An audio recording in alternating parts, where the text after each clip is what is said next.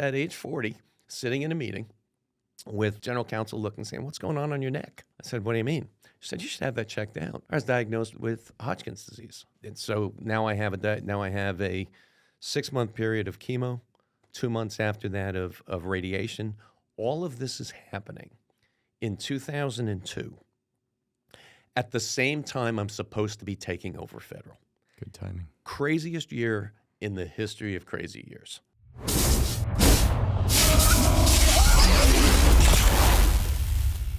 One path is a long, winding, unpaved, back-breaking, bumpy, miserable road to a place called success. The other road is straight, paved, smooth, comfortable, and that road ends up in a place called failure. Welcome to the show. I am Kyle Matthews on the Matthews Mentality Podcast, where we dive into the mindset of the world's most driven founders, CEOs, business moguls, athletes, and entrepreneurs. Each episode will turn our guests' wisdom into practical advice that will help you build a deeper understanding of what led them to success and the mentality behind what got them there. Let's get started. Welcome, everybody, to episode 1 of the Matthews Mentality Podcast. I'm your host, Kyle Matthews, and with me today, we have a longtime friend of mine and the Chief Executive Officer of Federal Realty, Don Wood. Don, thanks for coming out. Kyle, I cannot believe I'm here on episode 1. I don't know what that means, but if it's anything like baseball cards, I think it means you're important. But let me real quick, Don, you're going to love this part. I'm going to read your bio, but before I do that, let me introduce the viewership to Federal Realty. Federal, founded in 1962, one of the oldest U.S. REITs. They focus on ownership, operation, and development of high-quality retail properties, from grocery-anchored centers to large-scale neighborhood mixed-use centers. They're publicly traded, S&P 500 company, and they, as of yesterday, 105 properties, about 3,100 tenants, 25 million square feet, and 3,400 residential units.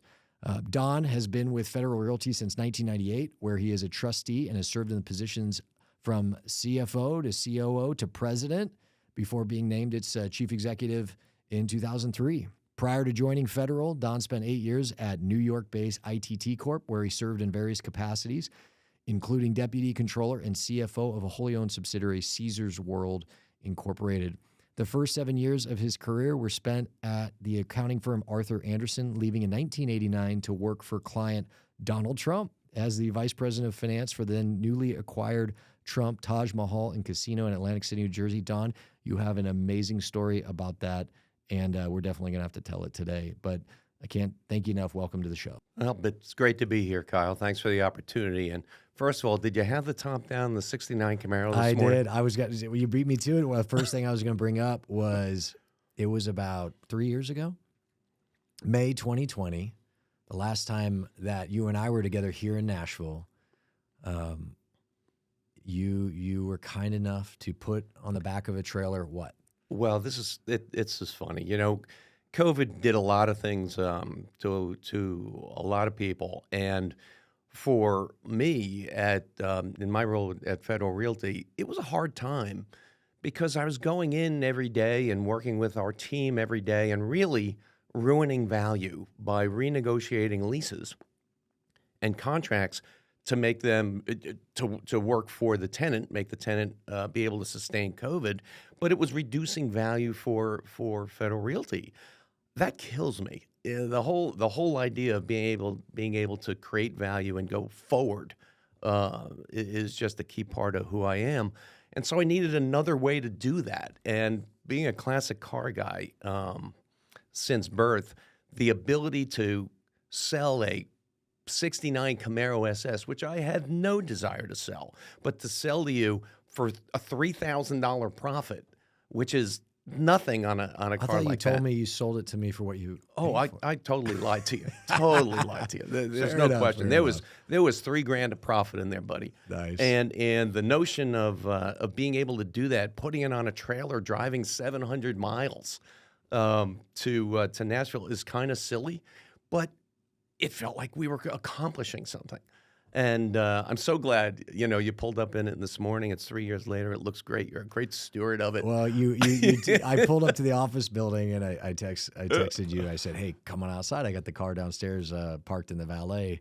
And your face lit up, and you took a photo. And we're gonna get to plug Wood Motorsports here. Oh, how funny! I forgot to mention on the bio, President and CEO of Wood Motorsports, which in many ways is a much more demanding and impressive role than Federal, respectfully. But it is not. No, but we'll talk about that in a minute. But you posted it to your Instagram account. Talk to us about that account real quick. Oh man, this started during COVID too. I mean, our headquarters are in Maryland.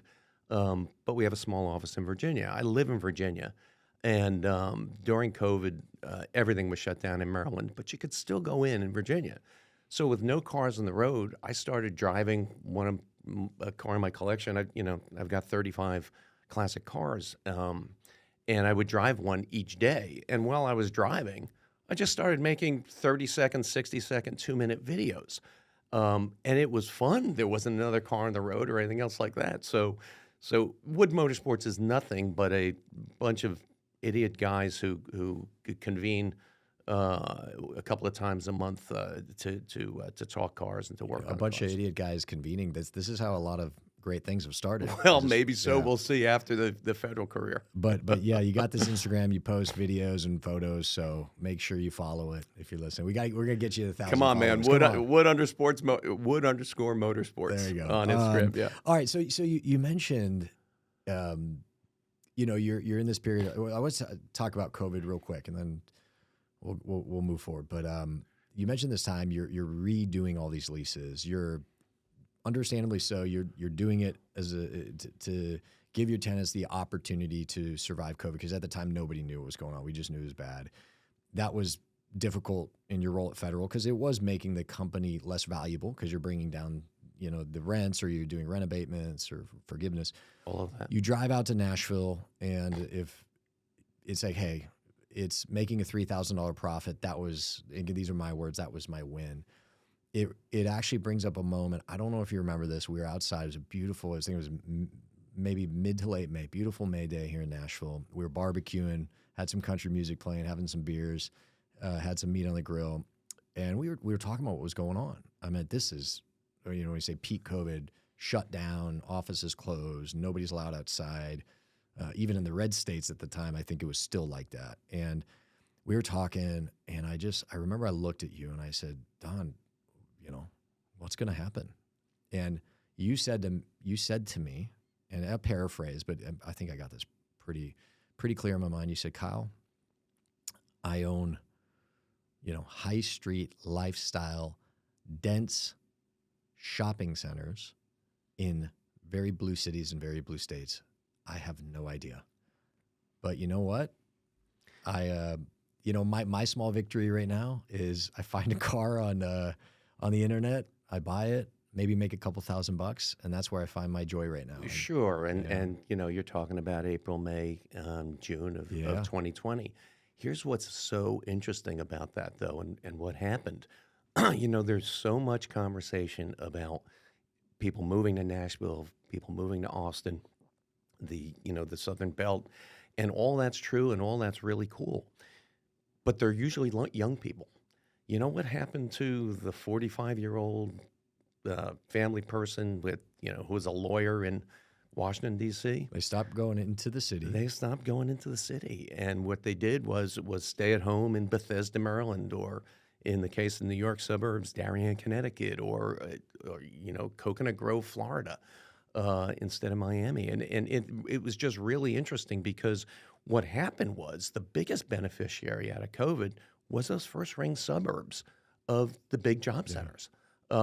We couldn't see that in May of 2020, that's for darn sure. No. But it really has been, the best thing that come out of it was people's own realization that they're social creatures, that certainly .com and online has a critical, important component of how they live their lives. But people like to go out. They like to eat out. They like to shop. They like to be part of what's happening in the world. And to me, it was just the single biggest thing that helped the entire industry, and probably will for the next decade or so, and hopefully longer. That's what I was going to ask you. Like, what lessons, looking back 3 years at that moment at my house where, and I was very valuable what you said to me because I was running a brokerage business and our business had been severely impacted. There's just nothing trading. And it was kind of like you were saying, hey, like what choice do we have but to move forward? Okay. And let's go. We're going to figure it out. It's, again, I'll speak for both of us. I think it's been better over the last 3 years than we ever could have imagined at that moment. I was going to ask you, what lessons looking back did we learn? Okay, let's talk about our industry. In this case, for you, it's operating really nice retail properties. So look, the resilience of people is such a critical thing to keep in mind when it's the low times. We were just talking about it a few minutes ago. Make sure you don't get down during down periods. And that's an easy thing to say, and it's a hard thing to do. But it's really true. Things change quickly, and they change quickly not necessarily because what economists are saying, because they're always wrong. It's really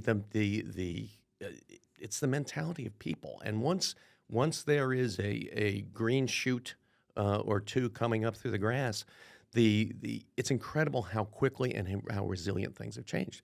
And so the recovery out of COVID, I mean, we're a year and a half ahead of where we thought we would be, here in 2023. And it's because of the human condition. Don't underestimate it ever.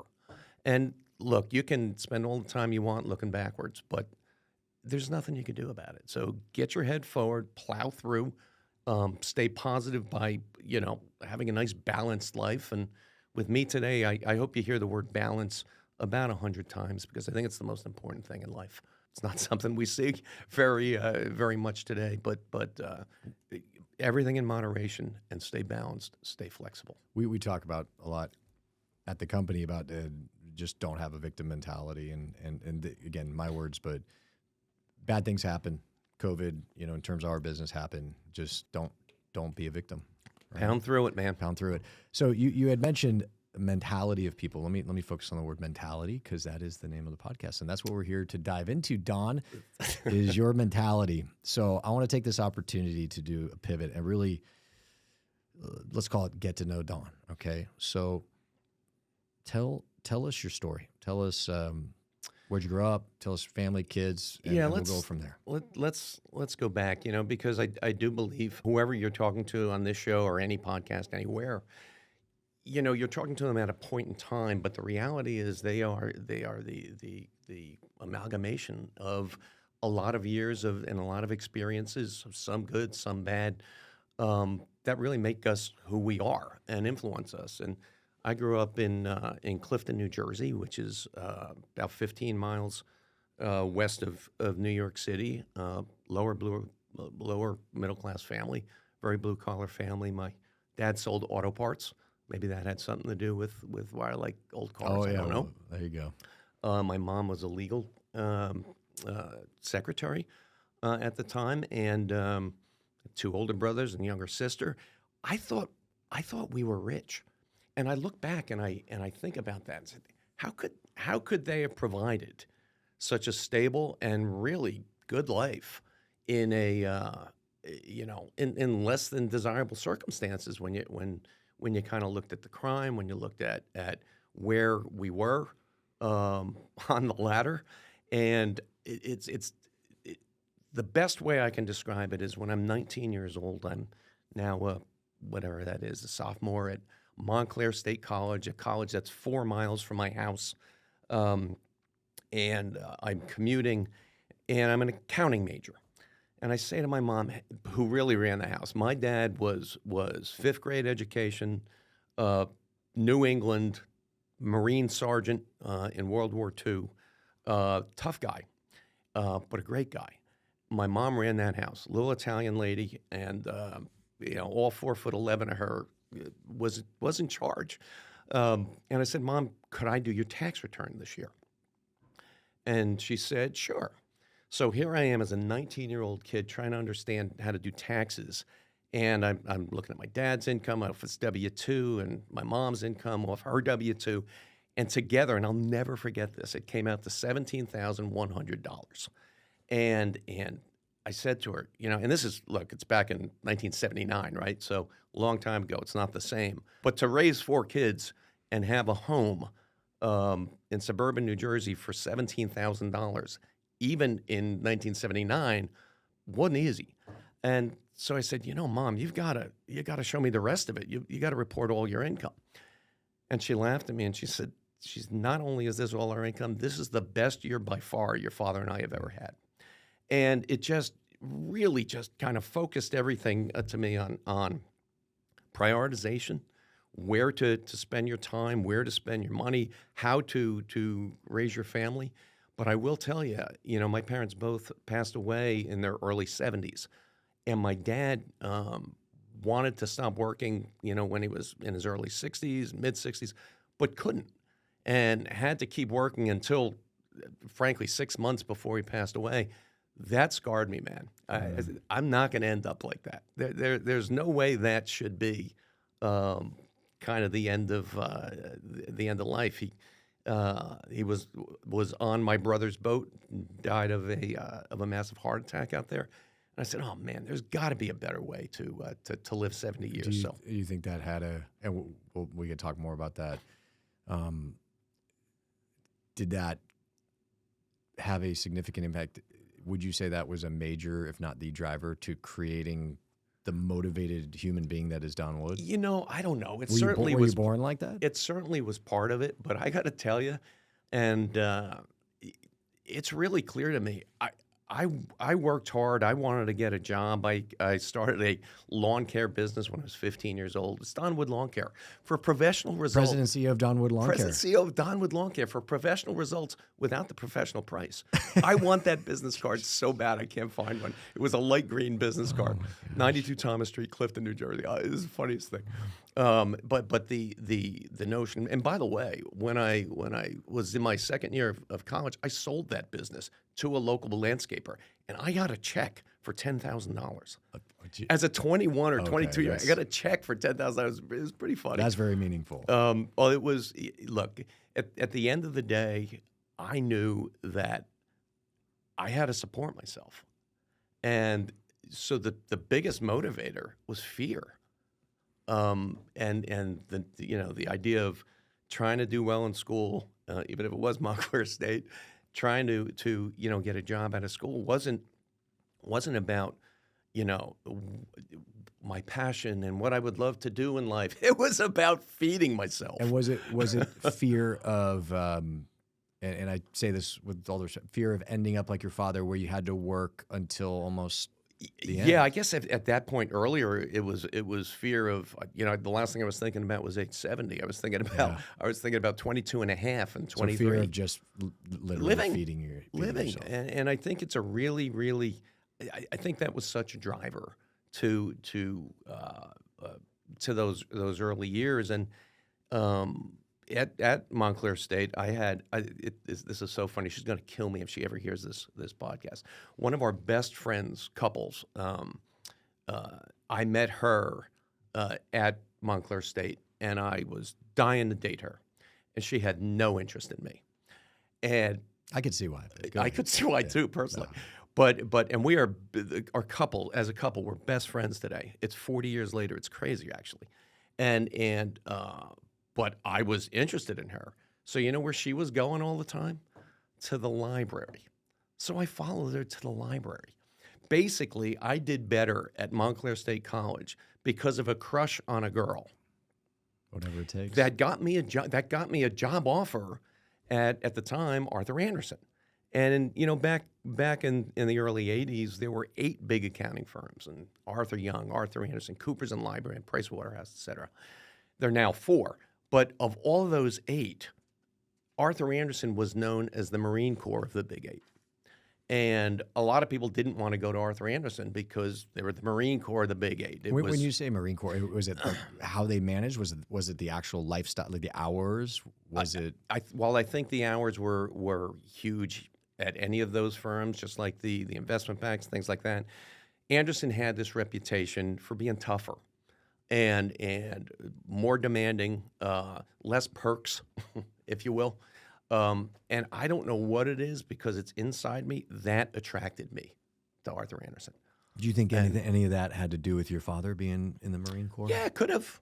Like, because you didn't go in the Marine Corps, but in some way maybe there was a connection, feeling like, well, this is as close as I'll get to there may be something to that, the subconscious thing.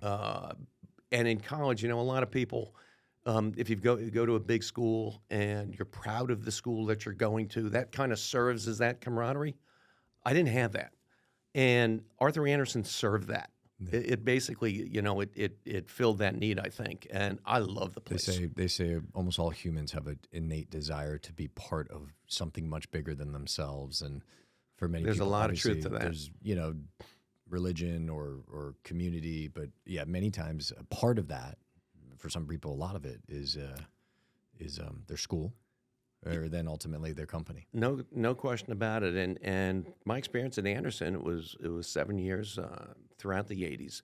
I had great client tenants. When you say clients, when you say you were like that, provided you that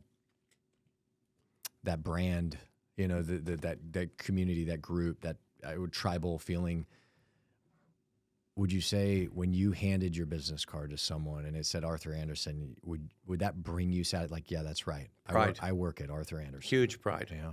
Yeah. I mean, and pride's another big driver. Phantom income. Fear and pride. Yeah. Can take you a long way, And I had great clients, and one of those clients was the Trump Organization. And while you're at Arthur Andersen, so how does that happen? Do they assign you to Trump? Okay. They do. I was, there's levels from assistant to a manager, et cetera. I want to talk about the time at Trump because, again, I know the story, but it's comedy. But let me push pause real quick. I want to stop and talk a little bit more about Arthur Andersen. You're 22 to 29, roughly. That's right. Walk me through what your lifestyle was like. Like, what was your day? Yeah. Because earlier you said, "Hey, I want to say this word 100 times, balance." Talk to me about your balance at the time. There was no balance. There was no balance. That's 15-hour days during earnings season. I was an auditor, and there's millions of so millions of us. You're getting in at 7:30. You're getting in at 7:30, 8 o'clock. You're leaving at 10:30. You're certainly working at least one day during the weekend. What were your thoughts about that? Was that just, hey, this is how it is? That's what it is. It's just what it is. Yeah, that's what it was. Let me actually tell you a funny story about that. So I'm probably there a year, maybe just about a year, say. So I was still in my first year, and I was living at home before I had an apartment. So I would come home, and my dad, he's a 5th grade educated New England tough guy.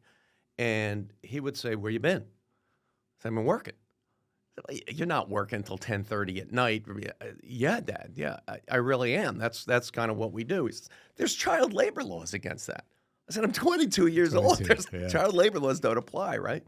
So I don't think anything of it. You're salaried, so it's not like you're getting...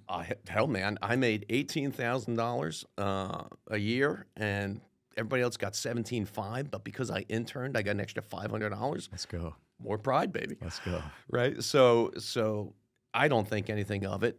Day or two later, I get a call from the secretary of the office managing partner, John Kelly. I will never forget this. And I'm nervous as can be. Why does the office managing partner want to see me? Am I going to be fired? What's the deal? So I walk down the hall, see into John Kelly's office, and he looks up over those bifocal glasses they all wore at the time, said, "Sit down." So I sit down. He closed the door. He said, "So I got a call this morning from your father." Oh, my gosh. The hair on the back of my neck, the red, you could feel the hot, right, going up especially into your then. head. Oh, my God. So I said, "Uh-huh." He said, "Your father thinks we're working you too hard, that it's wrong to be working that many hours." So I said, "Oh, Mr. Kelly," I said, "please let me apologize on behalf of my dad. He comes from a different place. He doesn't understand this type of environment." I said, "I certainly have no problem with what I'm doing." And he looked up and he said, and had the stern face on him, and all of a sudden his face softened, and he said, "Hey," He said, "You're really lucky to have a dad like that cares about you."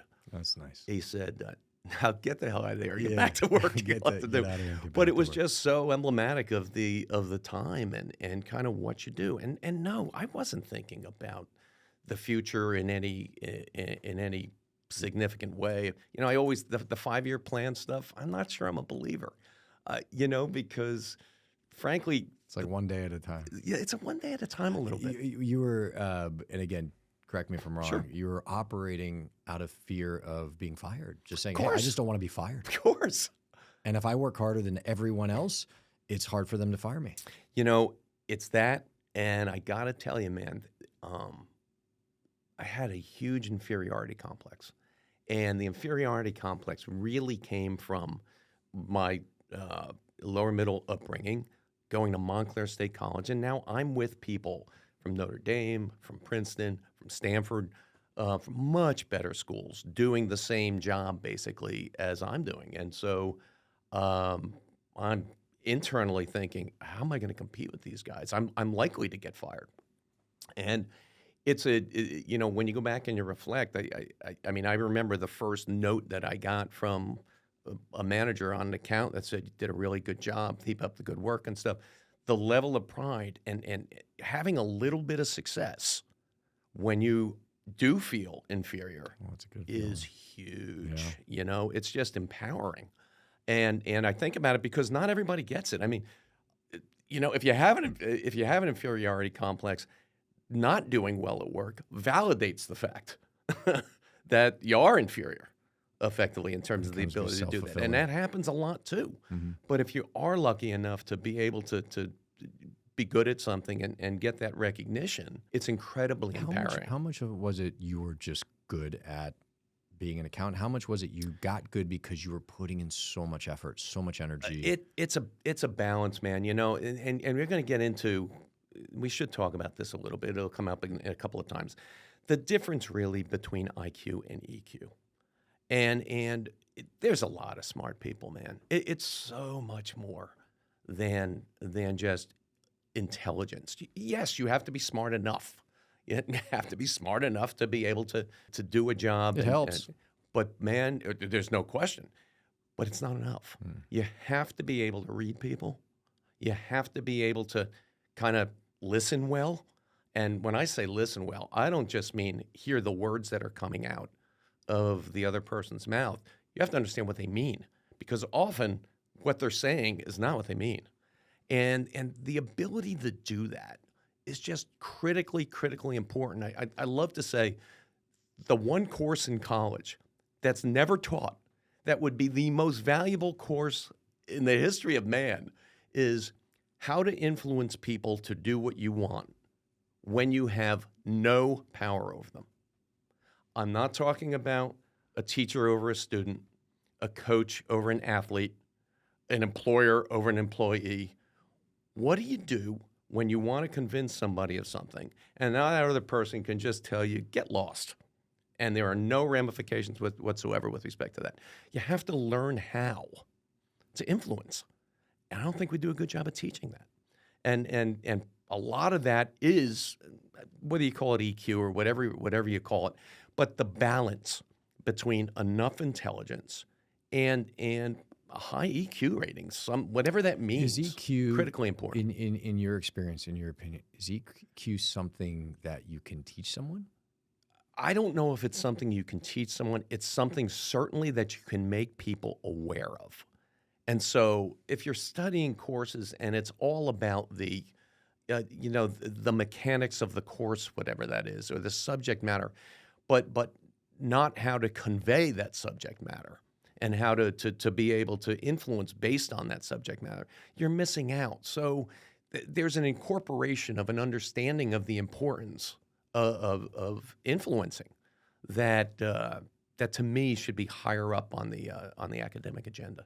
So not just listening, but hearing what someone's saying. Yeah, it's like listening is like, hey, you're listening and you can repeat back to me what I just said, but are you hearing what I'm saying? Kyle, the amount of times I'll be in a meeting talking with folks who will say to me something like, I told him that, I told her, That I don't know why she did that or he did that. I told him. It's not about telling them because that's not communicating. The ability of two people, one person speaking to another person, that person hearing it, is not a given. It's the responsibility of the manager, my point, my position. If you told somebody something and they're not doing it, then you didn't communicate it appropriately. That's on you. That's not on the person who didn't understand or get or agree with or whatever. So the notion of making that other person, having that person open to what it is that you're talking about is critical. There's a lot of techniques to doing that, including saying something provocative. I love to say something provocative because I could watch now I have that person's attention. Now I can have a conversation because I've got their attention, as opposed to just, the old Charlie Brown, wah, wah, wah. Can you give me an example of something provocative? I'll give you the best example I can. Yeah. This comes from, actually just a few years back. There was an intern at Federal who had been recommended by a friend of a friend that we hired. And about 18 months into the job, he left for a brokerage. He might be working for you for all I know now, Kyle, but he left the company, and he came in to see me. And, he had told everybody else he was leaving, but, on his checklist, he was going to come into the CEO's office and say, thanks for everything. Came in, said, thanks for everything. And you already knew when he walked. I did know. know. I got yeah. you. Okay. Thanks for everything. I'm going to go to work for Cushman or whoever the broker was at the time. Really appreciate the experience. I certainly hope we can keep in touch. And I looked at him flat out. I smiled. I said, Eli, you're dead to me. And all of a sudden, this little checklist of things that Eli had to come in to say goodbye to the CEO and everything, all of a sudden, I threw him off course. What? I said, Eli, let me be really clear. I said, I'm really happy for you. I'm glad this is going to work out for you. But what was in it for me? Basically, in your first year, you knew nothing about anything. We took time to teach you, to educate you on a business. In the last 6 months, you're starting to turn the corner a little bit. So, you weren't such a drain, frankly, on everybody else. And just when you're ready to start contributing to give me a return on my investment in you, you're leaving. So that's good for you. Great. I'm happy. But please don't say to me, oh, I hope we can stay in touch. Maybe I've got somebody else that I can bring over that you can train and then leave. I said, I'm not into that. I said, I need an ROI. You're running a company. So to me, I want you here 4 years. And frankly, since that time, there's not an interview that doesn't go by that I don't do, that I don't look that person in the eye and say, you got to give me 4. This is an expectation. It's an expectation. Of course, you're not an indentured servant. Of course, that's not legally binding, as my general counsel tells me. Yeah.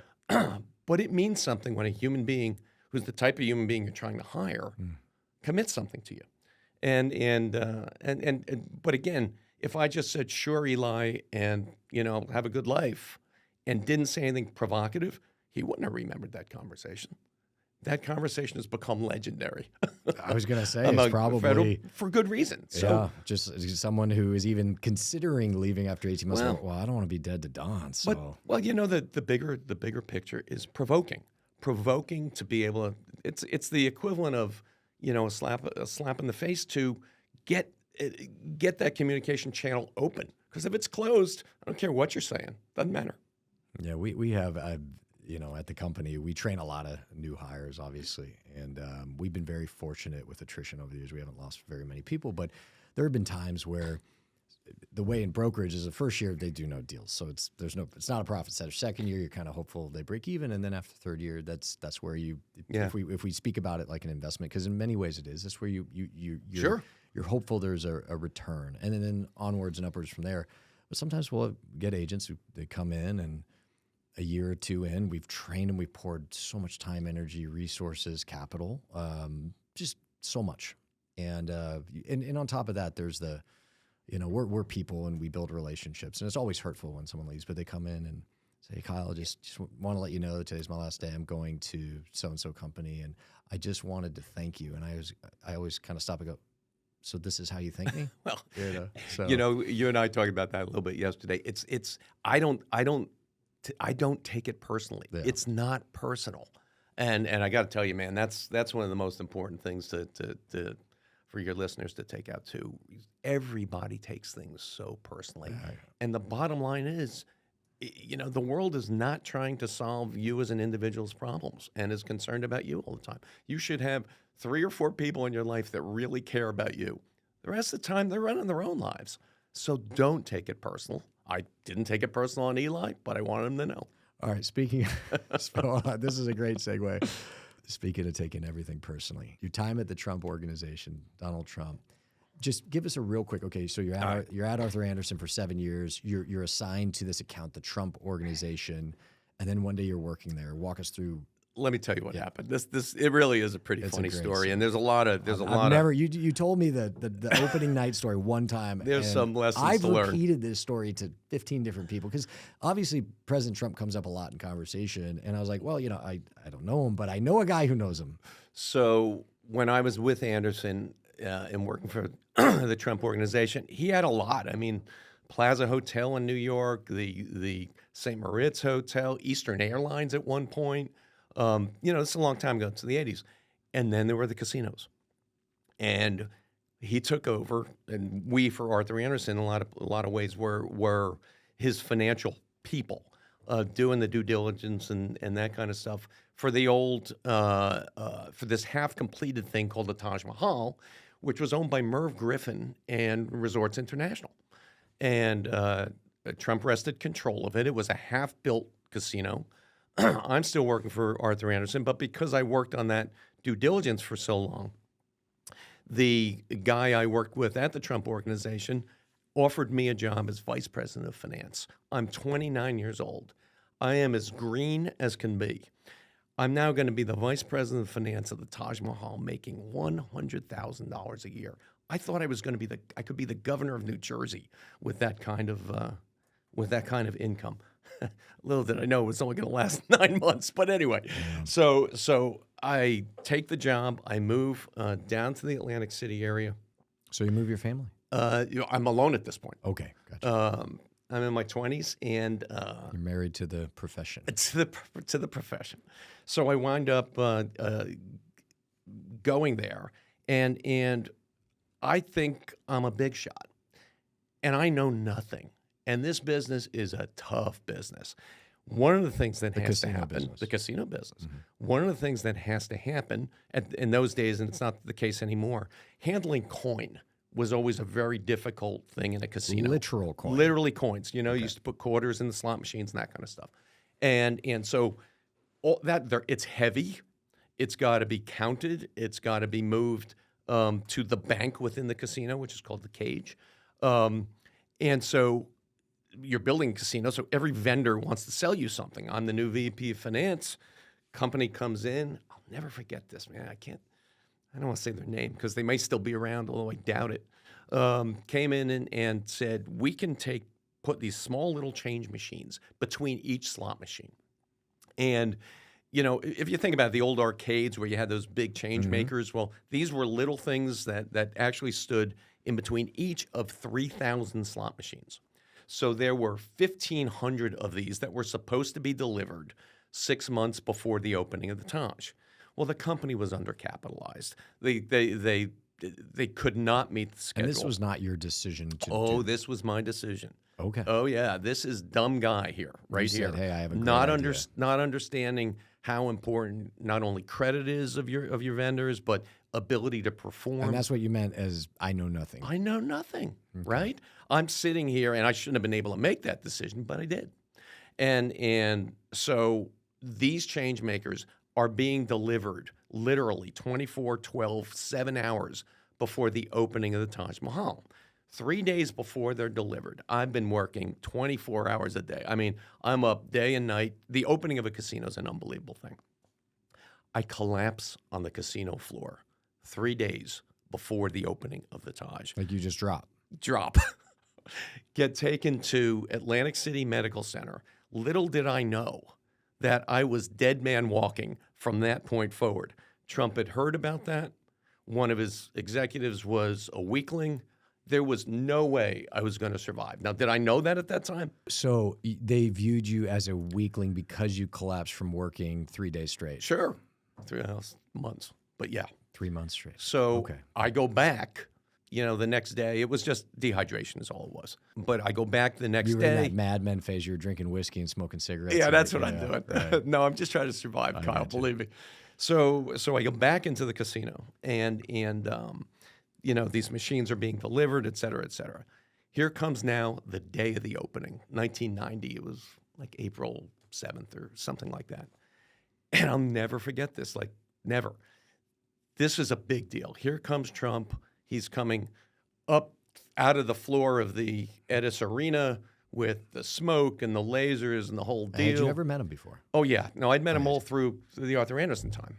Up he comes, and, the governor of New Jersey is there. Michael Jackson is there at the opening. This is a huge, huge opening. And here's the sub-story. Just let me give you this little sub-story. This is now 1990, in the beginning of the savings and loan crisis, okay? This thing needs to open well. But in Atlantic City, this is the last casino being built. This is thousands of union jobs. This is the last project. Guess what that means? They don't want it finished. God. And so sabotage throughout the building. Fire set, construction issues that wouldn't allow you to finish. Like, there's a lot going on here. This is $1 billion, $750 million, I guess. New was the number. Jersey Union. This is this is a problem. It's like the mob. Well, it's not the mob, but it is clearly, just economically, it's the last job. So for going into, it was pretty clear going to be a savings and loan crisis of some sort. Anyway, so here comes the opening. The gates are down. There are 20,000 people waiting to come into the casino. I am now standing there, fresh out of the hospital, 2 days there. Couple IVs and you're feeling good. And I'm 2 steps up looking out over this massive casino floor. The casino, I think, was 125,000 square feet. This is, this is a Target store. That is, it's a big, big space with 3,000 slot machines. And if I, as I'm older, have Alzheimer's and have no memories at all, You're going to remember this. the one memory I'm going to remember is those gates going up. Picture this. Gates going up, 20,000 people flooding this 125,000 square foot casino floor. Each of these change machines had a red malfunction light at the top of them.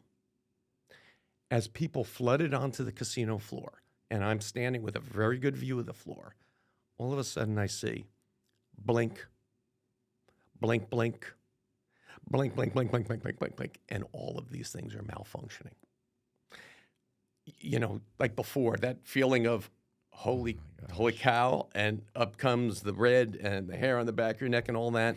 This isn't going to be good, because the deal is very clear. In New Jersey, to get a license, of every dollar gambled, 7 cents goes to the state. Mm-hmm. Well, for that math to work, you have to know how much was gambled, and you got to be able to reconcile. And with these machines malfunctioning the way it is, we couldn't. So they shut the casino down. That night? That night. Oh, my gosh. It took forever to get it back opened. Everybody was fired. I was escorted out of the building This is by security. The next Monday? 3 days. I made it 3 days. Dead man walking. Did anyone talk to you in those 3 days? Oh, it was, well, that's a good, you know who your friends are and who they're not, right? So I'll just never forget being escorted out of the building, getting to the parking garage, getting in my car and leaving that parking garage. And you know what feeling I had? I'm 30 years old. I'm not angry. I'm not upset. I am relieved. Just huge relief. And that's so important, because I got to tell you, for the next, I'm aged, at 30 at that time, I'm 62 today, right? So for the next 30 years, I think I can spot somebody over their head in a job better than anybody because I was that guy. I had no business being in that position at that age and at that time. And it doesn't matter what the person's saying to you. It doesn't matter if they're saying, "No, I got this. Everything's fine." No, you don't. I can read it. I can feel it. I can see it. It's a great lesson, and it impacted the rest of my life. Best thing that could have ever happened to me was getting fired by Trump. And I was going to ask, did it feel like that? But it did. Yeah, I was going to say, wow. It did. Let me out of here is what it was about. Speaking of mentality, that guy's mentality is an interesting one to dive into, but we're not going to do that today. Please don't put me in that position. No, I will not. I don't think there's enough time in the world to unpack that. So you go to ITT. Let me move this along. How do you end up at Federal? So yeah, let me get there for a second. There was one thing coming out of Trump, in addition to that lesson that frankly changed my life. Once I met my wife there. And my wife was worked as the hotel controller, or as the financial controller rather, and we were dating, secretly, if you will, for 6 months or so before the big event of firing. And I mean, she was there on the accounting floor when I'm being escorted out of the building. So she comes over and says. She came over, home that night and said, "Wow." I said, I'm going to go back to New York. I got to get out of there. I said, "Will you come with me?" And she said, "Why would I come with you? I have a job here." She said, I'll come with you if you marry me."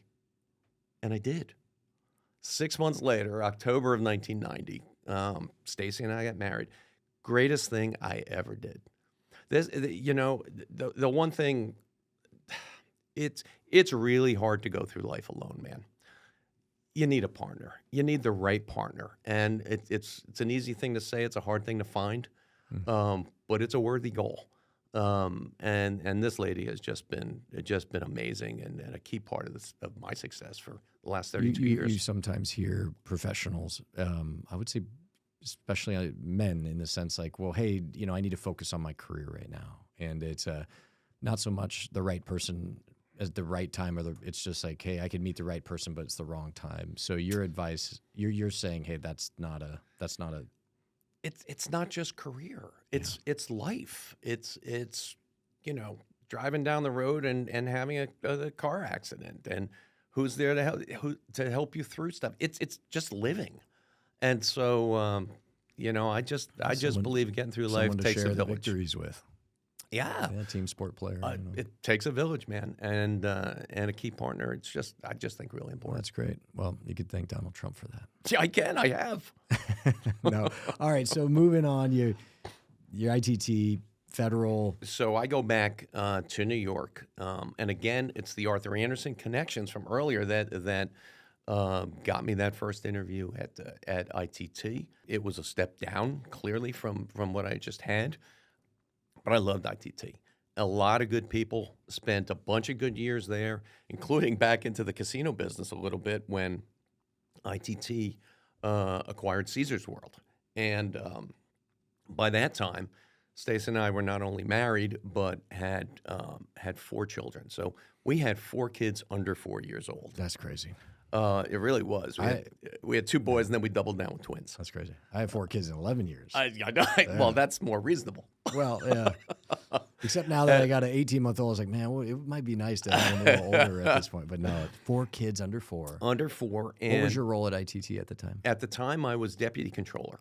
And what without diving, like, what do you do? What does your day look like? So ITT was at the time a big conglomerate. Owned a lot of companies. A lot of companies of Hartford Insurance Company and Grove Cranes and Farberware and Jacuzzi Goods.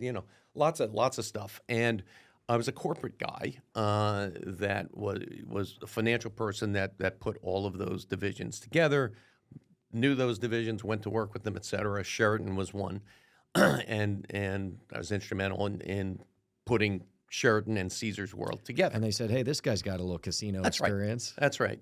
So they asked me to go to Las Vegas to be the chief financial officer of Caesars. And I really wanted this job because, and I believe this to this day, there are certain thresholds and certain titles that if you get, you never go back from. Chief Financial Officer is one of them. And a CFO can be so many different things in so many different companies, but I really wanted that CFO job. So my daughter had just been born, and she was diagnosed with cystic fibrosis. Mm-hmm.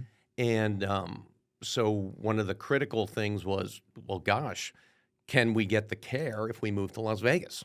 And you're 34, 35 years old? Yeah, I guess I'm 35 years old. You're in New York? In New York. Got it, That's okay. right.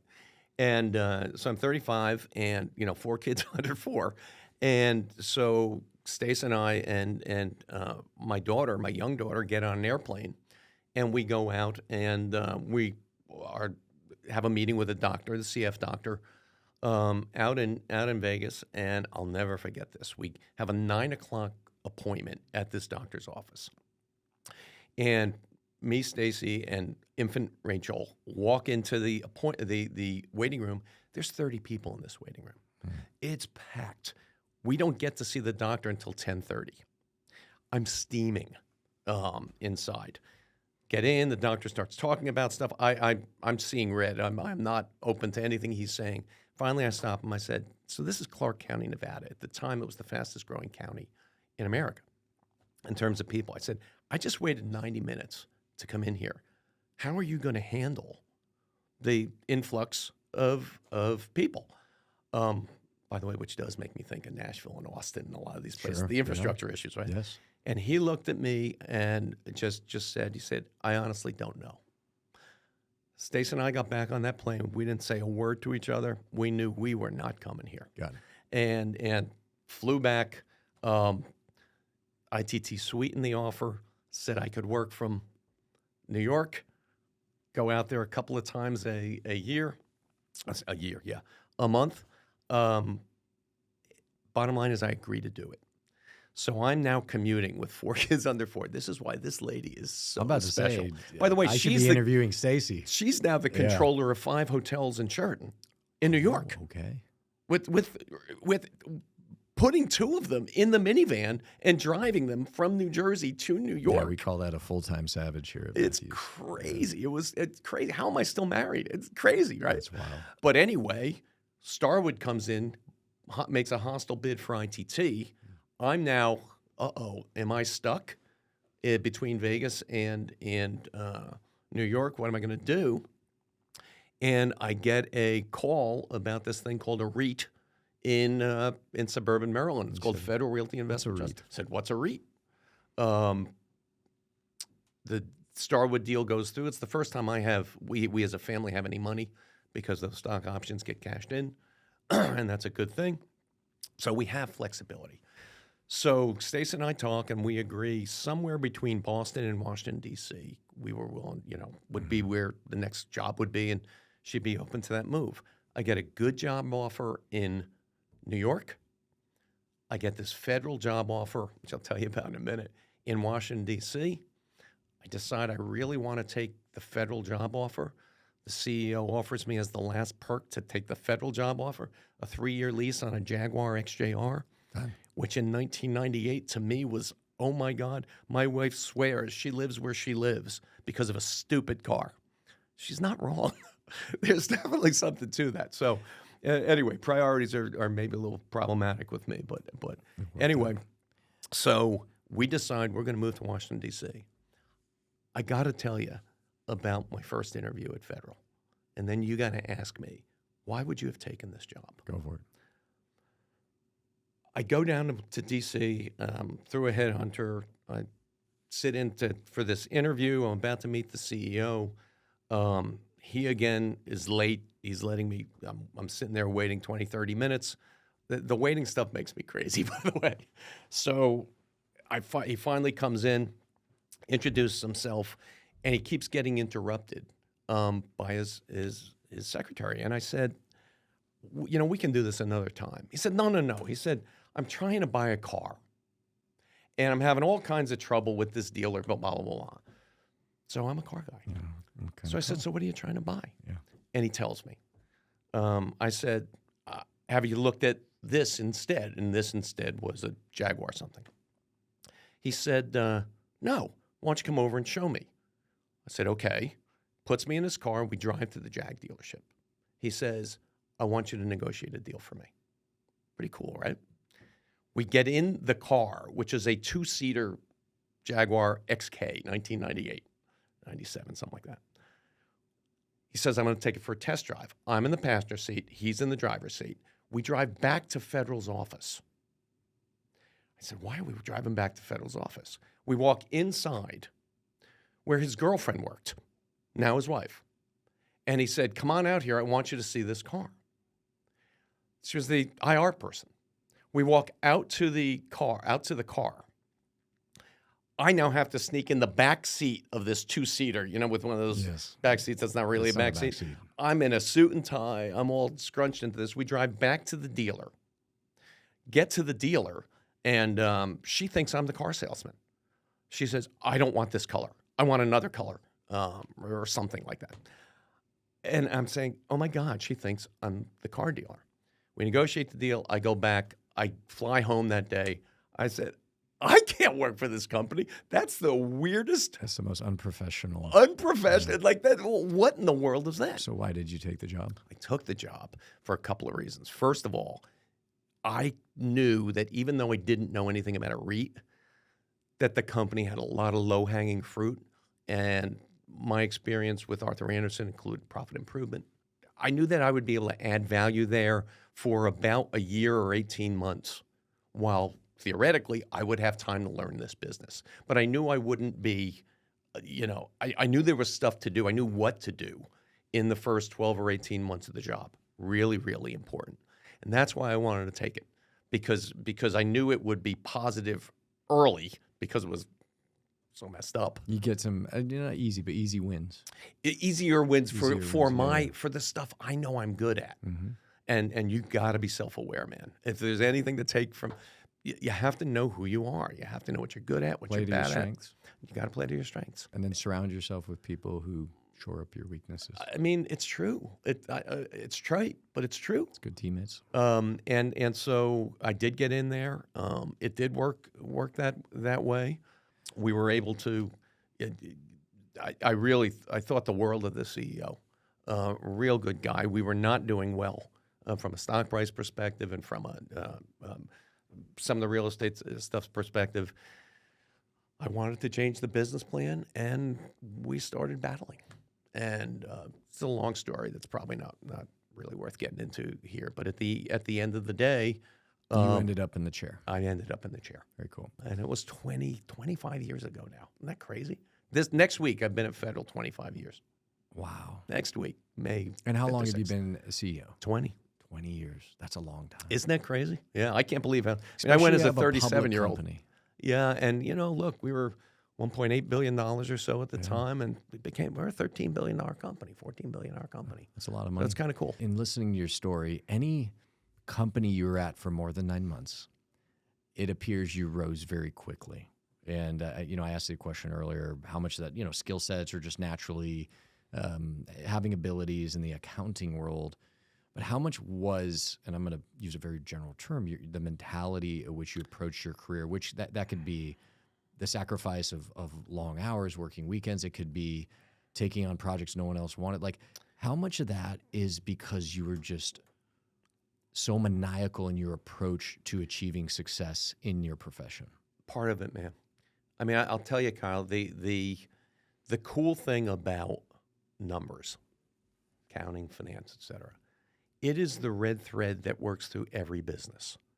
I mean, the whole reason I went to Montclair State as an accountant, not because I wanted to be an accountant, for Pete's sake, but the idea that you could get into any business if you understood financials, if you understand accounting. That is the common thread. I still, to this day, foundation. Think it is a great way to start, because you don't know when you're 20 or 21 or 22 what you're going to be or what you're going to look for. But, man, you want to stay flexible, you want to stay balanced, and you want to have as many opportunities as possible. Accounting does that. I mean, I never said I want to be in real estate. I never said I wanted to be in casinos. I never said any of it. I wanted effectively to be able to see as many businesses as I could, as early as I could. And so whether it was at Andersen with my clients, it wasn't at Trump, that's for sure. Whether it was with a number of jobs at ITT or at Federal, what I wanted to always do is be helpful to other people in the company. And I talk about it today at Federal. If you understand the financials of a company, you could be extremely valuable to the operators, to the leasing people, to the other, or you could just be the green eyeshade accountant that puts your head down. But there's not a lot of value added in that. That's a job. If instead you can make the numbers help that leasing person, help that operator, if they could do their jobs better, if you could partner with them, then you're a much more valuable person to that company. I've always had that mentality, and that has really, really played really well. First of all, I'm a very social person. I like people. I enjoy being part of teams. And so to be able to help operators, to be able to help other people within the company with your numbers, by having the ability to do that with numbers is a huge advantage, because not a lot of numbers people do that. I find that interesting, your comment or your view about accounting and why you chose it. We have even at this company, we have a young man in New Jersey. We have a young man in Chicago. Their background, I think they're both at E&Y separate. Yeah. And they did that 3-4 years and then got into brokerage, and it's like they've been shot out of a cannon. Yeah. I mean, look, real estate's a financial business. Make no mistake. And of course, there's a marketing component to it. Of course, there's an operating component to it. But it's about numbers. I want to ask you a question. In looking back at your career, whether it was a period of time or a role, is there something you've ever looked back, and maybe yourself or you and your wife, you look at each other, you're like, I can't believe we did that. I can't believe I did that. And I mean that from like, oh yeah, man, that was so hard. I can't believe I did it. Looking back, you're like, I could never do that again, but we did it. A lifestyle, a period of life. Like, I mean, 4 kids under 4 working 100 hours. That was it. That was it. 2 years. It's incredible that the sacrifices made by both Stacy and I during those 2 years that I was out in Las Vegas, commuting between New York and Las Vegas, which is a crazy thing. It's nobody would say that that's worth doing for when you're sitting with 4 kids under 4. Would you say it was worth doing? It was absolutely worth doing. Okay. Because today, looking back, I'm 62 years old. Let's say I get 80 years or whatever. In the 80, the two set up the whole remaining 50. Right? So that's where I was kind of leading, is that, every generation has its quirks. And when you talk about this generation, it's because you said, hey, go get balance, but a lot of very, very young professionals, new professionals, they come in at 22 and they're talking about work-life balance. And I look at your life at Arthur Andersen, Trump, you were working 7:30 in the morning to 10:30 at night. Trump, you passed out from working too much. Okay, that might be too much. You think? You're at ITT and effectively, in many ways running Caesars in Vegas and with 4 kids under 4. What advice, I guess, what coaching, what message would you have for someone who's a couple years into their career and they are grinding and they're saying, is it worth it for me to make this sacrifice now? It's pay now, play later. The problem, bud? There's no guarantees. Yeah. So you can't, that kid would turn to me and say, sure, Don, if you can guarantee me I'm going to have and you can't. Your level of success. I can't do that. And the result, the reality is most of the time it doesn't work out. But I can tell you 100 times it doesn't work out. It doesn't work out if you don't. So shoot your shot. So, and I wouldn't even say like I hated that period of time. I didn't. I mean, you go day by day. It's not what you would choose, but it's okay. You could get conditioned to almost anything. You get conditioned to it, and frankly, you get a level of satisfaction throughout there. Yeah. That you are respected. I mean, pride and respect, self-awareness, fear, they're good motivators. They're important things make up in life. The mentality of Don They Wood. create who you are. All right, so you're stepping into this role at Federal. Yeah. How old are you? 37? 37 when I stepped in. And you're as 42 when you were the CEO. CEO. Okay. So I know this. A lot of people don't know this. Okay, so at 29, you're fired by Trump organization.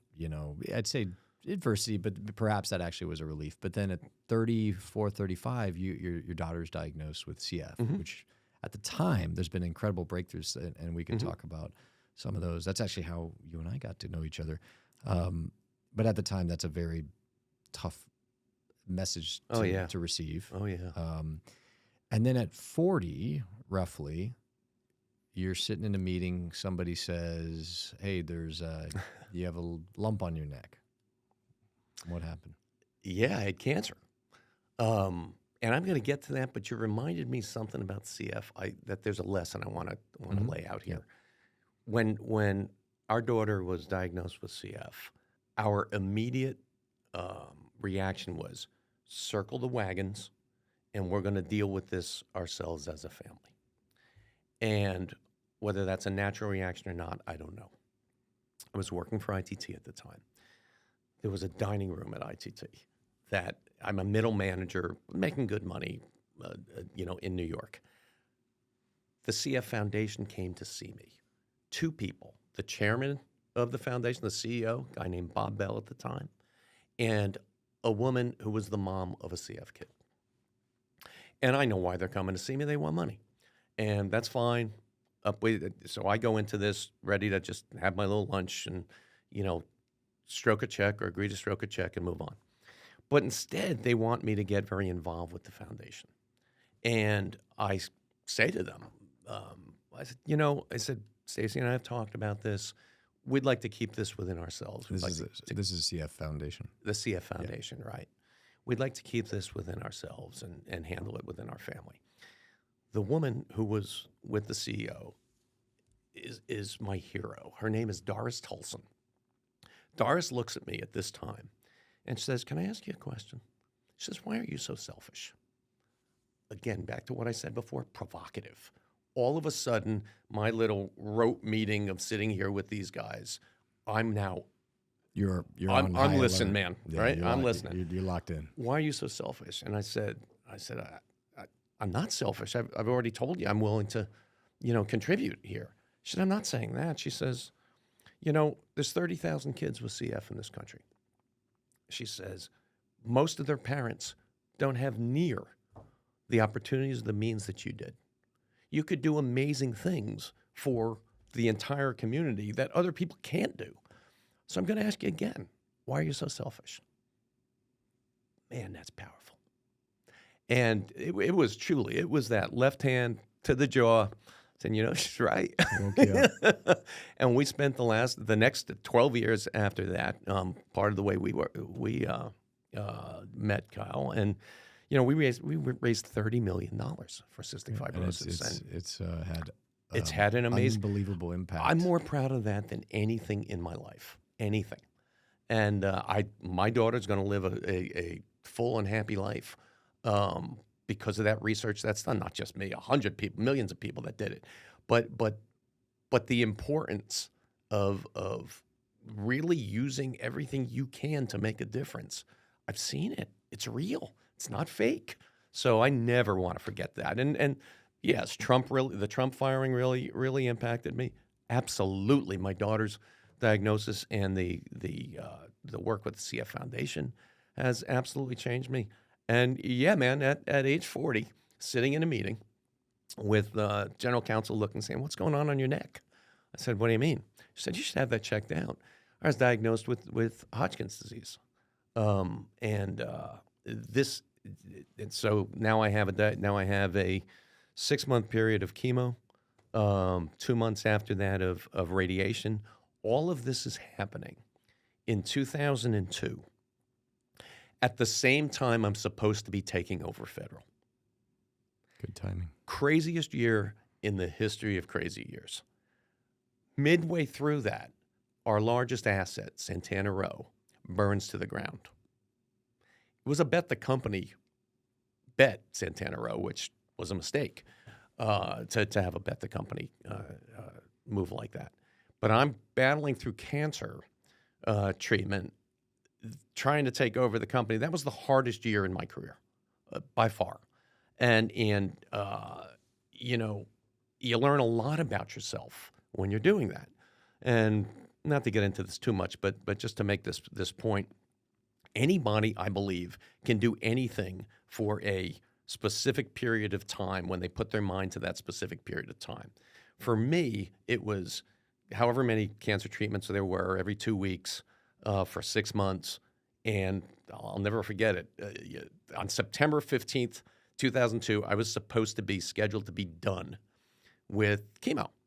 So, but when you go in for chemo every 2 weeks, you're tested first to make sure you're able to handle another treatment. And one of the ways they look at it is they look at your white blood cell count, and do you have enough white blood cells that fight, that disease to be able to handle it. And I go in the second time after having the first chemo, which beats the crap out of you. And I go in the second time, they say, your white blood cell count is too low. And so we can't give you chemo this week. You have to come back next week. My silly mind says, no, that can't be, because that's going to push the September 15th end date out. So we are doing chemo today. How do we do it? I'm also supposed to be getting on a plane flying to California for work that afternoon. And so they said, finally, with arguing with the doctors and everything else, they said, if you give yourself a shot, which makes the white blood cell count grow, the drug called Neupogen, if you give yourself a shot in the leg every day going forward, we'll do chemo today. And so I did. So I'm getting on the plane, I'm going through work and everything else. But the driver is the tough period of time that you're trying to get through with a finite period of time and getting your mind there. Because if you can do that, I think you can handle anything. So you have this mentality, and I effectively asked the same question coming from different angles. So okay, you're fired. People do get fired, but that's a pretty spectacular firing, and then you push through it. You're going back to your Arthur Andersen days. It appears you're outworking everyone. Your daughter's diagnosis, which is brutal to receive, you go full speed into that. You talked about the conversation you had with the lady about the being selfish, but then you're also effectively continuing to take on more and more responsibility in your profession. Then you go to federal during a transition. You're respectfully supposed to be taking over, and there's a lot of changes happening at the company, including the biggest asset burning to the ground. You get diagnosed with cancer, but your mentality, I would say most people would, I wouldn't say just be a victim. I mean, it's being victimized. Those are hard things, but they would say, okay, let me just focus on the cancer, and like my career, I'm just going to put it to the side. But you said, no, I'm just going to keep going full speed, and I'm going to attack my cancer, and I'm going to attack my daughter's diagnosis, and I'm still going to be a present father and husband. Like, why are you like this? I don't know. I just know you never go backwards. Have you always been like this? Always. Like, if somebody met you at 7 years old and coached you in T-ball, would it be like, oh yeah, Don, he was always like that? Well, I don't know. Honestly, I don't know. But I do know that I do know that from a very young age, I am very ambitious, and it really it's incredible to me. Respect is really important to me. Pride is really important to me. Now, as I'm older, legacy is really important to me. If I hear you're saying, hey, don't run from those things, embrace them. I'll tell you, with the diagnosis, it's okay to have pride. It's okay to have absolutely. Well, yeah, absolutely. And look, what I'm about to say is not going to be very popular, but it is, unfortunately or fortunately, what I believe. There is so much focus today on everything being equal. And I love to say this because I'm in the business. Online shopping. My biggest problem with online shopping is that its goal is to make everybody equal. I don't want to be equal. I've worked 60 years to not be equal. I want a special deal. I want a better deal. I want to accomplish something more. And that may sound selfish. I don't see it as selfish. I see it as ambitious. I see it as value added, as positivity, and staying positive and pushing forward is just critically important. And I do think that notion of individual achievement is not something that should be discarded as a bad thing. I think it should be championed. I think in today's day and age, it's the word I use is they will that mentality. They'll look to shame you if you say, "Hey, I want to be the CEO. No. I want to be successful." No, yeah, absolutely not. And it's interesting, the diagnosis. They'll label you. The diagnosis with cancer. Nobody knows how they're going to respond until it happens. You just don't know. And interestingly for me, the day, and I remember it like yesterday, it was 20 years ago, but I remember it like yesterday, the day I was diagnosed, I remember thinking at the time, 40 years old, it's been a great 40 years. I can't find a piece of paper that guarantees me 80 or whatever it is. It's been a great 40 years. And instead of thinking immediately, oh, why me? My mind automatically went to, why not me? Who am I? Why not? And when you don't know that you're going to respond that way, you just do. It's like, you're watching for a game and you don't know who you're rooting for, but during the game, it becomes clear who you're rooting for. Yeah. And this is kind of the same thing. And it was actually very, very validating for me that I should fight through this. If it didn't work out, it didn't work out. It was not defeatist. I wasn't defeatist at all, but I did not, I thought it was very possible that, wasn't going to work out great. Was there ever moments or sustained periods of time where there was, again, the victim, like, why did this happen? No, never. And I know that sounds ridiculous. It's true. And I don't know why, but I didn't. I never did. Yeah, it's been a crazy ride. Yeah. So you're still on the ride. Talk to me day to day. You're running this big company. You've been doing it 20 years? 20 years. Yeah. I got a great team, Kyle. And it does, I got a great team. I mean, at the end of the day, I really do think the people that are most successful are the people that embrace smarter people than them. I really do. I know we talk about that. I am not the smartest guy in the world, but I do have Arthur Andersen, I think they were called the smartest people in the room. Right? No, they were. I don't know what they were called. They thought they were, maybe. Right? I think there was a book made. Something like that. Yeah. You have to surround yourself with the best people, and the only way you do is if you let them lead. Let them do their jobs. It's not my company and they work for me. It's our company, and they each have a key role in that company.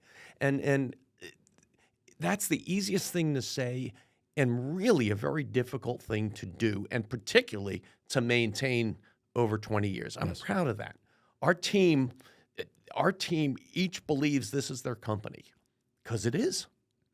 How much of that, because you have some people who've been there a long time, yeah. But then you also have some people who have come and go, even over long periods of times. They get an opportunity, and we've talked about someone we know, and you're like, hey, you got to take that job, right? One of the things I'm most proud of, and let's throw a shout out to Jim Taylor, CEO of Brixmor, right there. We're gonna get him on this podcast. I'll help you do it. He's one of my favorite people in the world. Yeah. One of the best guys, most talented guys you're ever going to want to meet. Supports your classic car obsession. There's nothing better than having a company that is recognized for its talented people, and people trying to poach them. Yeah. That's okay. It's okay. I don't want people leaving for lateral jobs. Or after 18 months. Or at that level, that's a different level. But when you're talking, Jim was the CFO of Federal for a few years. He had been my business partner at Wells Fargo Bank for 20, an extremely good friend. He got the opportunity for a CEO job at a big company. At a publicly traded good company. For you. Yeah. He only got that opportunity because of Federal Realty. Right? Because he did a great job at a company with a great reputation. You put those things together and it helps people. That's our best recruiting tool.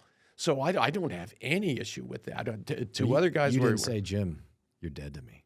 I thought you certainly not. In fact, You've said that in other facets to Jim. I'll be just with not Jim that. on Friday night Yeah, no, I know, this I know. week, so I know. not at all. No, I love Jimmy. That's funny. So what does a day in the life of Don Wood look like today? What's different today? So I'm 62 years old. I plan to retire when I'm 65 from Federal. Do people know this? Yeah, I think so. Oh, they do now. And they do now here on the Breaking news. The Matthew's Mentality podcast. This is where it is. No, I certainly intend to retire. Can I come to your retirement? Please. I don't even know if I'm getting one because I'm not throwing it. Let's see who else does. All right. But I'm going to talk to Burkus. He's going to. We'll make sure. But Burkus is the president of the Federal. We've been together over 20 years. What I spend most of my time doing right now is really trying to make sure that however we transition, that it makes sense. This is a tough time for this industry. Yes. It's not really a tough time for the leasing of shopping centers. It's actually a very good time. Operations are probably fantastic. But when you think about capital markets, when you think about the public companies, who owns them, there's passive money now, not dedicated money that drives it. There's generalists. There are a lot of changes in the overall business, and legacy is really important to me. The value of my shares long after I go away is very important to me, and I want to make sure that effectively we're doing the right thing and we're setting ourselves up for the next 20 years of success. I'm real proud of what we've done, and we don't want to lose that. I do want to talk about the market today, but before I do, what happens after you retire from Federal? Well, I don't know. I do have a lot of interests, and I'm blessed with, and it's silly, but this collector car hobby kind of thing, which goes back since to when I was a very young kid, is real. I love it. I'm obsessed with it in some ways. It's find something you're passionate about, and you'll never work a day in your life. But this is something you truly are passionate about. Clearly, and I'd love to find a way to get me on the Haggerty board. Find a way to get me to be an advisor to bringatrailer.com. Find a way to get me into that world, buddy. And we're talking. Go be the CEO of Haggerty. You don't need to be on the board. Well, all I'm saying is that I don't know how to best do it now, but that part of my love will be part of that period of time. And I still love real estate, man. I love coming to work every day. So the notion of continuing to be involved in real estate in some other way is another piece. Again, because of your mentality, you don't strike me as a guy who's gonna be gardening for 3 hours a day and then sitting and watching Fox News at night yelling at the TV. There's no chance, man. No chance. No. All right. So, real quick, and then we'll wrap up. What's going on right now in the market, in the economy? Just your opinion, okay? Nobody has the crystal ball. Yeah. Let's start in commercial real estate, and then we can. I'd like to touch on the banking crisis. And sure. What's happened? Well, over the last 60 it's all days. related, and from let's make sure you get the perspective that I'm giving, because my perspective is as a public company CEO, and that's different than somebody that buys an office building, builds an office building, residential building, shopping center, et cetera, and has to get it financed. The beauty, the single biggest beauty of being a public company, especially one with the reputation that Federal has, the longevity that Federal has, been around since 1962, is that we can use the unsecured debt market primarily to finance our business. Last week we raised $350 million. We raised it overnight at 5.5% or 5.4%, something like that.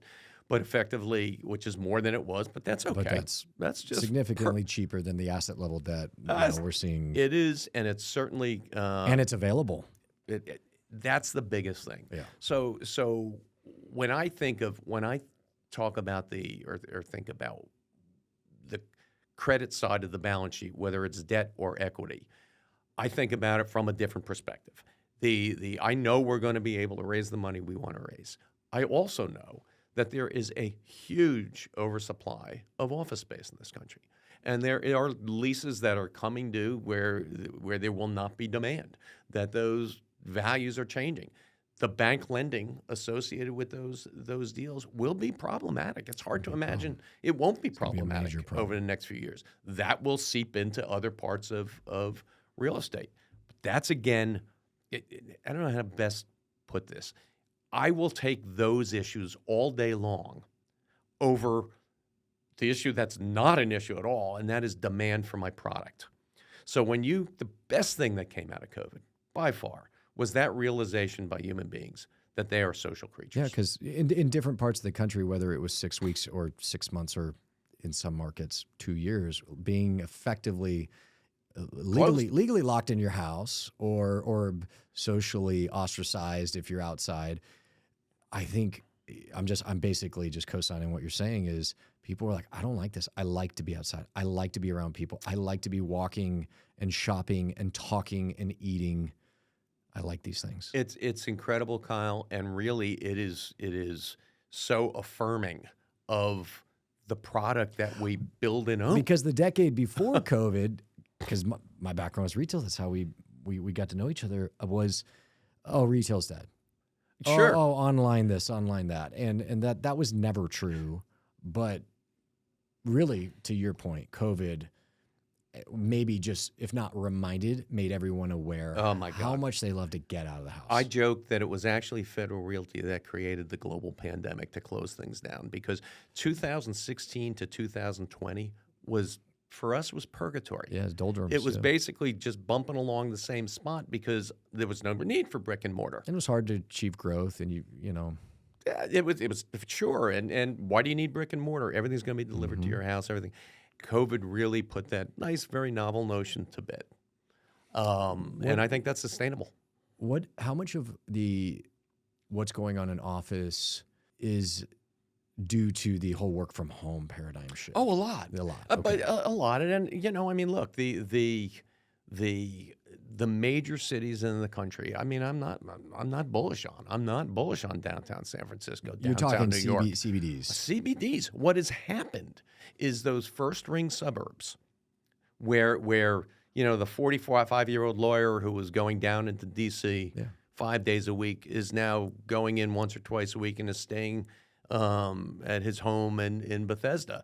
And what that's done for incremental demand is huge. But that doesn't mean that if I'm downtown D.C., I'm happy about what I'm doing with my office building. I'm in a lot of trouble. Yes. If I've got office product in D.C. And that affects high street retail down there too. Sure, it does. Because you're losing your entire daytime. There's your daytime population. Yeah. So no, it all. I think the CBD. I think the way to look at it is the circle of demand is now much broader than just CBD. It encompasses that first ring suburb. How are you? And you can be as specific as you want. How at Federal are you managing this work from home? Principally, Federal Realty only has 340 employees. So that gives me much more flexibility with how to handle something. How much of them are in the headquarters, and how much of them are out? 160 or 70 or so at the headquarters, then a big office in San Jose, one in Philly, one in Boston, et cetera. The point I always want, I never, ever want to make a centralized decision if I don't have to. I'm a states' rights guy. I do believe that you push the decision to the place it can be made the best. And I'll give you a great example. And look, if I've got 20,000 employees, I don't have that flexibility to the same way. But with 340 employees, one of our largest departments is the accounting and the financial side of the business. My chief accounting officer feels very comfortable that she can run her operation with employees in 2 days a week. I'm not going to second guess that. I don't want to give her an excuse. And so for 2 years, that's what happens with those operations. So it's creative results. People, I want them with me, man. Yeah. I want them with me. I'm absolutely, a touchy-feely kind of person, an eye contact kind of person. And for my direct reports, we're in all the time. Got it. Yeah, it's the creatives, leadership. I say it's like a band. You could all play your instruments in different rooms, but it's only music when it's played together. Well, that's exactly right. Yeah. But I could understand on the accounting side of the financial side. At the end of the day, it's results and scoreboard. And we've got. It's funny if you walked into my living room right now or family room right now, you would see a puzzle of our whole family that one of the kids got us for Christmas, and it sat out there, with 1,000 pieces or whatever else for the longest part of the last 4 months, and it is now complete. And it reminds me, where you sit at any point in your life is an amalgamation of each of these pieces to be able to create a full picture.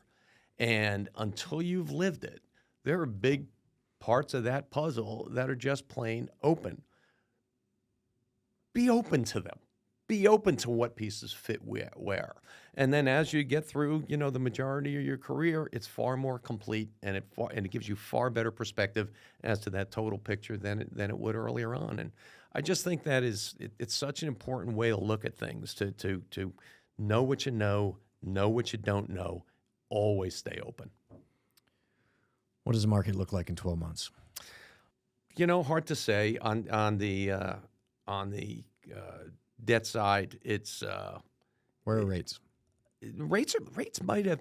I'm hopeful rates have peaked. Yeah. We're going to see now where spreads come. We're going to have to see, because that's the other component of the total cost of money. But I'm hopeful that rates have peaked.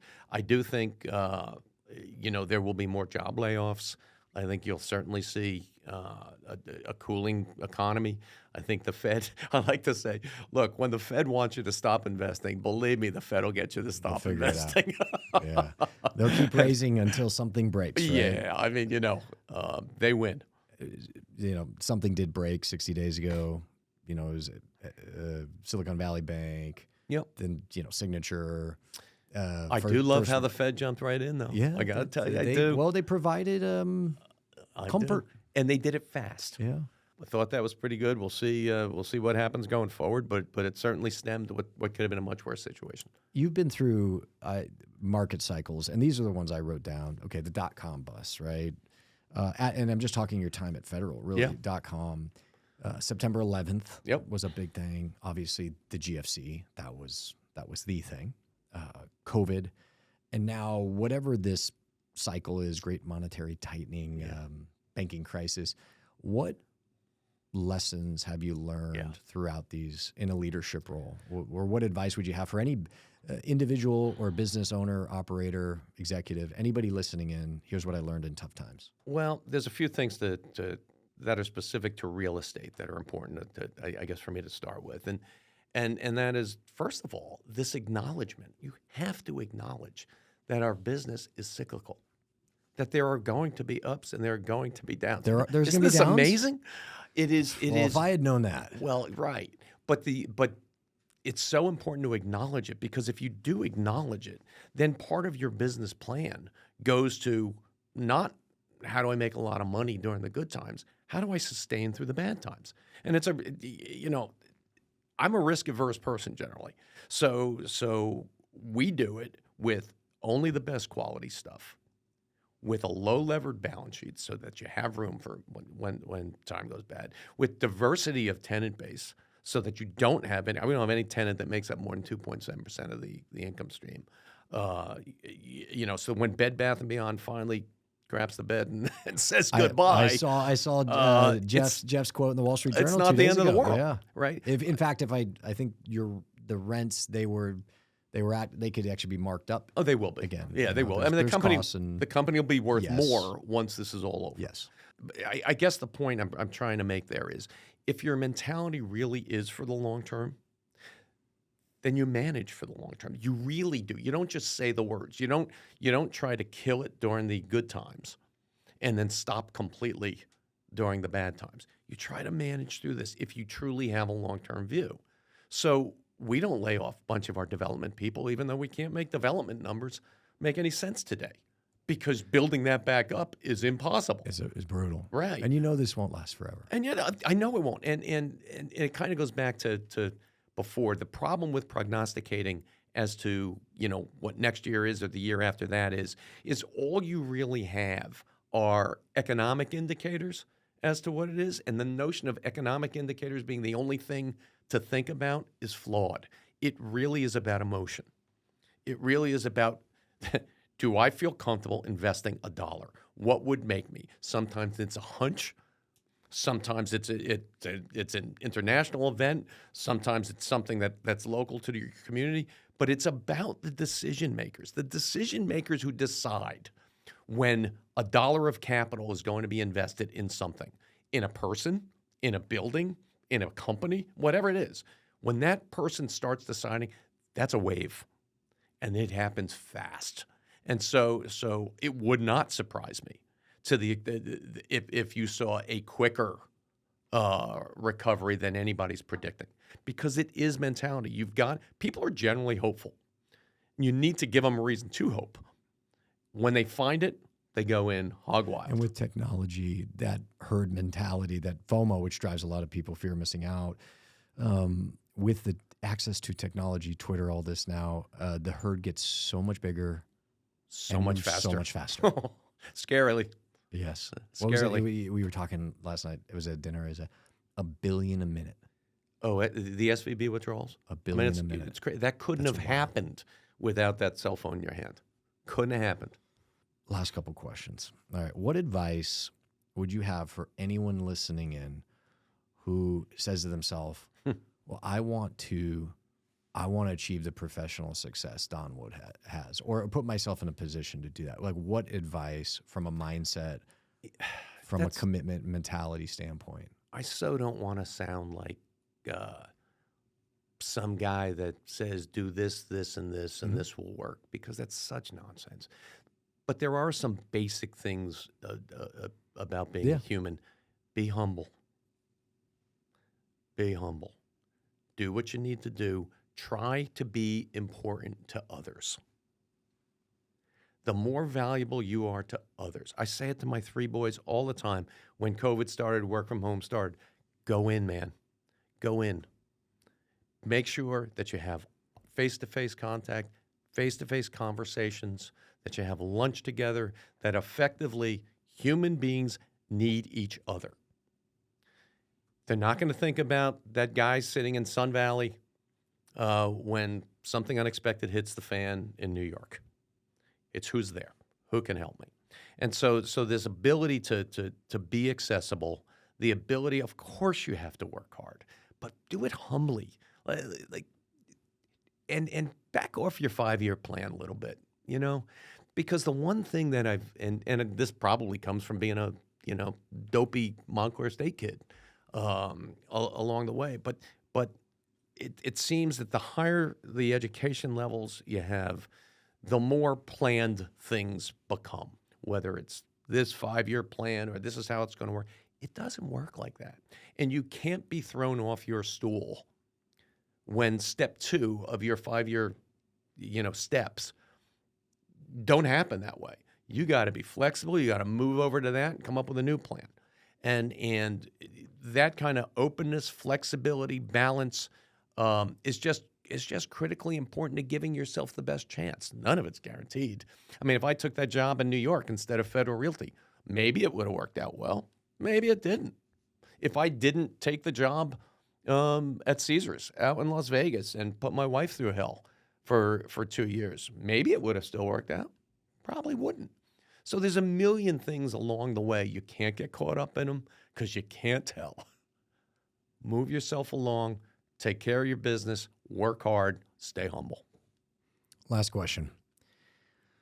What would you want someone to say about you?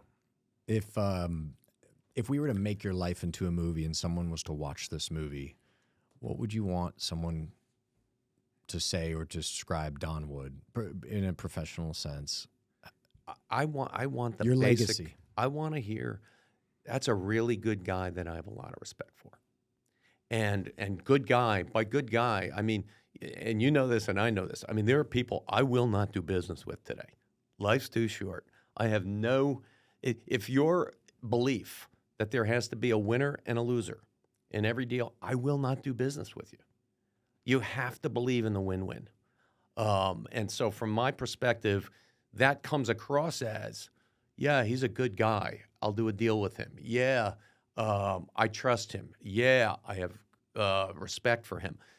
That's what it's about. I have to know that the time spent on the planet, professionally, personally, it's all the same, frankly, that there is an acknowledgement of the respect for the way I've led my life. And I think that's what we should all aspire to.